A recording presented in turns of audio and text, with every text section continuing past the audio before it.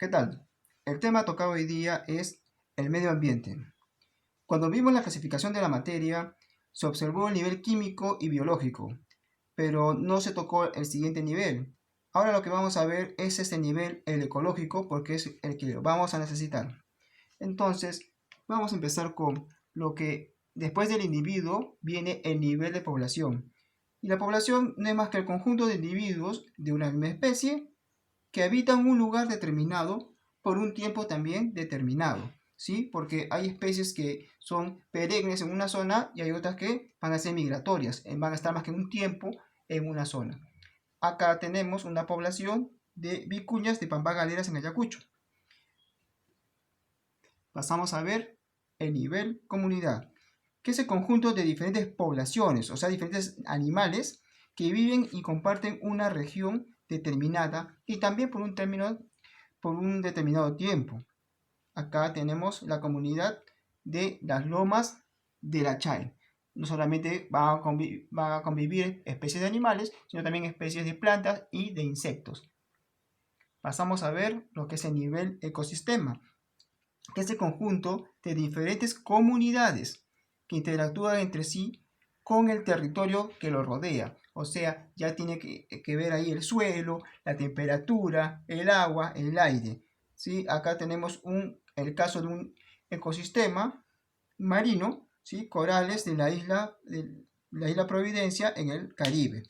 Finalmente, ya viene el nivel de lo que es biosfera. Y la biosfera que está dado por la atmósfera, que es el aire, la litosfera, que es el suelo, y la hidrosfera, que es todo lo que representa lo líquido.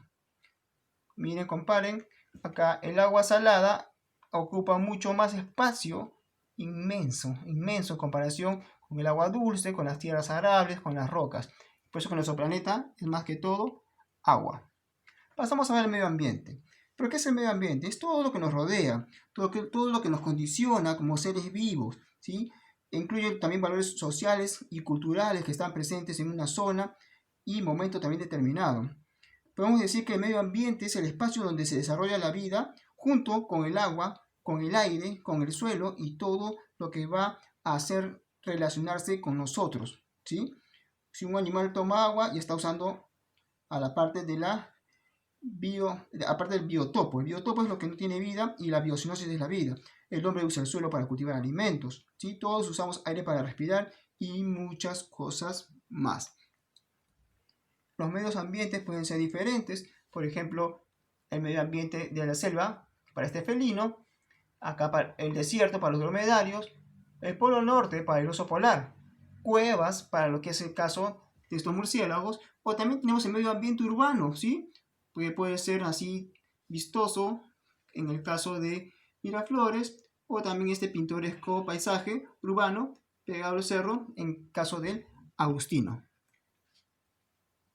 Veamos ahora lo que es ecología. Pues la ecología, este término fue introducido por Ernst Haeckel en 1866. Él hizo un libro que se llama Morfología General del Organismo y fue el que creó la palabra ecología, que viene de la palabra oikos, que significa hogar, y logos, que significa el estudio. Pues podemos decir que ecología significa el estudio de la casa o nuestro mundo. Es una rama, ¿sí? de la ecología en sí no podría ser algo solo, ¿sí? Pese a que es una rama de la biología, pero solo no puede trabajar. Necesita otras ramas, por ejemplo, necesita apoyarse de lo que es la geología. Necesita ayudarse también de lo que es el caso de la meteorología o estudio de los fenómenos de tiempo. Necesita de la química. Necesita también de la estadística. Necesita también de la geografía, porque todos los animales están en distintos lugares. Necesita también de la física y de la matemática netamente para proponer modelos matemáticos. Si no, no habría proyección en caso de todas las especies cuando se hacen estudios poblacionales. Vamos a ver los componentes del medio ambiente, ¿sí? Tomando en cuenta que el ambiente tiene factores bióticos y abióticos. Vamos a empezar con los factores abióticos, que son los que no tienen vida, ¿sí? Digamos que los factores abióticos es el espacio físico donde se desarrollan los seres vivos y estos espacios físicos condicionan a cada ser si se desarrollan o no en un ecosistema determinado. O sea, no va a haber un camello en el Polo Norte porque simplemente no resistiría, moriría, o quizás el mismo oso polar tampoco estaría a gusto viviendo en zonas tropicales, ¿verdad? En la parte de África donde hay demasiado calor. O sea, cada especie se ha adaptado también a su medio ambiente. Pero bueno, esos son más detalles. A ver, vamos a ver el papel de todos estos. En el caso de la luz, que es el sol, es la principal fuente de energía luminosa. El sol es la principal fuente de este tipo de factor abiótico. Es necesario para la fotosíntesis para las plantas. ¿Sí? Las plantas también, no solamente las plantas hacen fotosíntesis, sino también algas y las cianobacterias. En el caso de la energía luminosa, aparte también va a producir calor. ¿Sí? El calor se va a medir en dos, el calor lo tienen los alimentos, ¿sí? Como una energía guardada. Pero a nivel ambiente, nosotros lo que vamos a trabajar es la temperatura que se mide en grados Celsius o en grados Fahrenheit, según el país. Ahora, la cantidad de calor que posee cada cuerpo se le va a denominar calorías, principalmente que son los alimentos que vamos a consumir. Hay lugares también donde se emplea luz artificial para hacer crecer plantas como los viveros, o sea, no solamente la luz del sol, pero claro, la luz artificial se usa muy poco. En el caso del calor también va a servir para los animales como los reptiles o anfibios que necesitan exponerse al sol para poder aumentar la temperatura de sus cuerpos y recién poder hacer sus actividades normales. El calor también va a producir la evaporación del agua y esta evaporación del agua va a producir las lluvias, por eso es tan importante. Tenemos también el agua, ¿sí? Como sustancia más abundante, es el compuesto que es indispensable para la vida. Todos los seres vivos están compuestos de agua, ¿sí? Todas las plantas, animales, las mismas bacterias. El hombre tiene casi 70% de agua. Una fruta como el melón o como la verdura, el pepinillo, tiene casi un 96% de agua, casi todo es agua. Ahora, estas medusas o malaguas son 99% agua, imagínate, casi todo es agua. Ahora, ¿por qué es importante el agua? Porque es el medio de transporte de los nutrientes de cada ser vivo y todas las reacciones químicas dentro de cada célula se va a realizar en un medio acuoso, o sea, donde hay agua. El agua salada es la más abundante, tal como se vio en el gráfico anterior, es casi el 97,5% de toda el agua que existe.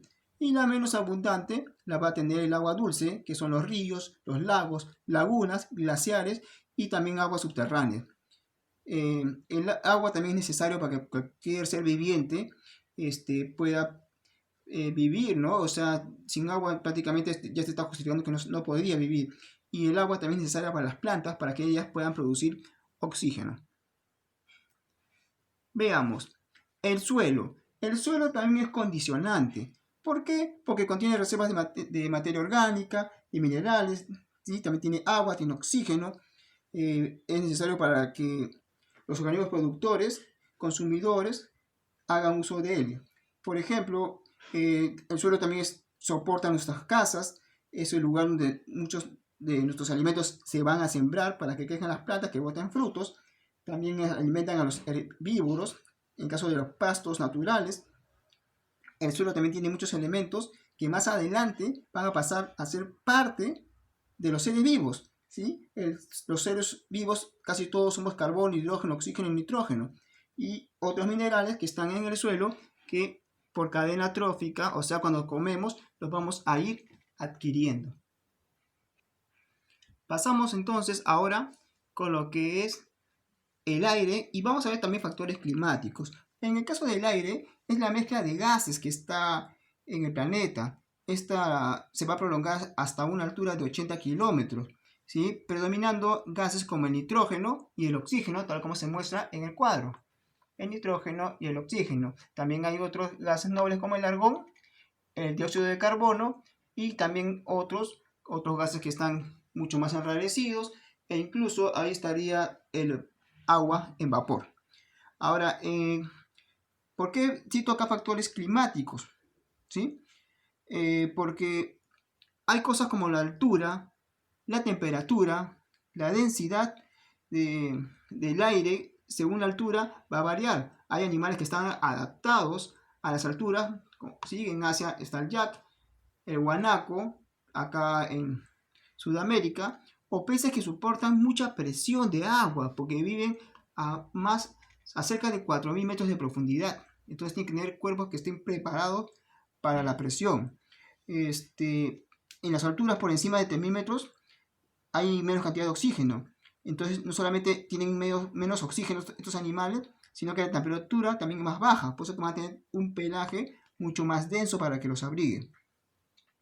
Bueno, en otro caso también vamos a ver lo que son los componentes, las plantas que son productores de fotosíntesis. Tenemos algas, plantas normales, hortalizas acá, y también el fitoplancton, que es principal, ese que más produce oxígeno en el mundo. Por eso que hay que cuidar los mares, porque el oxígeno no viene de todo lo que ves sembrado, casi todo viene de los mares. Es por eso que hay que tener mucha conciencia en eso, porque no son los únicos productores de oxígeno, principalmente están en los mares. Y otro componente que es factor biótico o con vida, que son los animales. Y los animales van a formar esto que se llaman las cadenas tróficas, ¿sí? Las plantas que vimos hace un momento son los productores de alimento. Y los demás, los animales van a ser consumidores. Primarios, como estos herbívoros, acá hay llamas, acá hay abejas. Consumidor primario, consumidor secundario, como van a ser los carnívoros, que se van a tragar o a comer estos de acá. Hay otros consumidores que son terciarios, que es como el cóndor, que es un carroñero, que se va a comer a la materia de los animales que están en el suelo. Esa carne que empieza a podrirse, en el caso del cóndor, del buitre, ellos se lo van a comer. Y los restos encima de animales muertos que no han sido comidos, o digamos lo que estos animales carroñeros han dejado, van a ser también consumidos por estos seres, hongos y bacterias que son descomponedores, ¿sí? También hay gente del grupo de protozoarios que también van a descomponer todos estos carnes, digamos, estas proteínas, estos músculos, estos carbohidratos que no han sido comidos y los van a regresar al suelo, porque al degradarlos van a regresar a ser elementos que en el suelo van a ser otra vez utilizados por los productores, vale decir, por las plantas. Bueno chicos, más o menos así es lo que viene la primera parte de Medio Ambiente 1, las características básicas, y más adelante ya vamos a ver otras cosas más. Bueno chicos, espero les haya gustado el video. Hasta pronto.